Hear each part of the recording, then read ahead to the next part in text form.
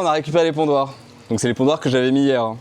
Et ce qu'on fait pour se souvenir de la date à laquelle j'ai récupéré, c'est qu'on dit que tous les élastiques rouges, ceux qui sont là, sont les élastiques de lundi. Donc je les pose là. Tous les élastiques verts sont les élastiques de mardi. Donc je vais poser un élastique vert ici, un élastique jaune ici. Et ça va me permettre de savoir quel pondoir et de quel jour.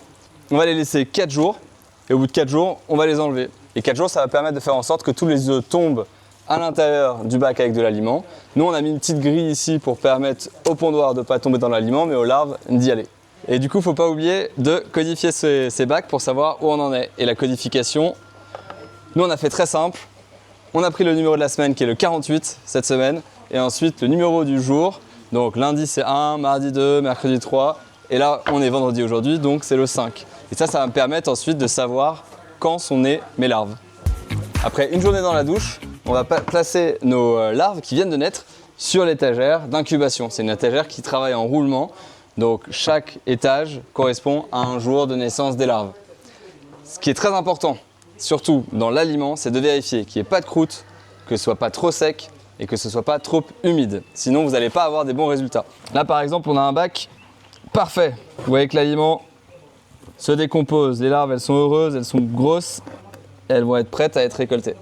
Et là, vous voyez, c'est un bac typiquement un peu moins bon. C'est croûteux, c'est pâteux, j'ai du mal à passer ma pelle.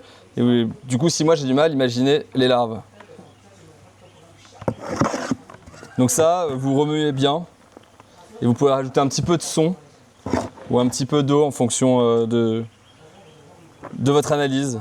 Mais rien que là, vous voyez, en remuant, ça commence déjà à ressembler à quelque chose de beaucoup mieux. Donc là, on va faire de l'aliment pour les five dolls, les néonates, donc les petites larves qui vont naître. Ce qui est très important, c'est surtout la texture. Elles ont besoin de se balader un peu partout et d'avoir quelque chose d'aéré. Donc là, on a broyé les déchets et on va les mélanger avec du son. C'est ça qui va aérer le substrat. Donc, nous, ce qu'on fait, c'est que dans un gbagbo comme ça, donc c'est un gbagbo, c'est un seau, une bassine, on va mettre 4 kg d'aliments. Donc, j'ai taré la balance au préalable, 4 kg de déchets. Ensuite, je vais le mélanger avec un peu de son. Donc là, c'est du son de maïs.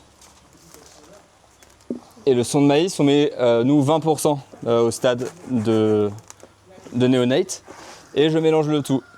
On entend déjà les larves se régaler. Vous voyez, là, c'est un bon aliment, bien texturé.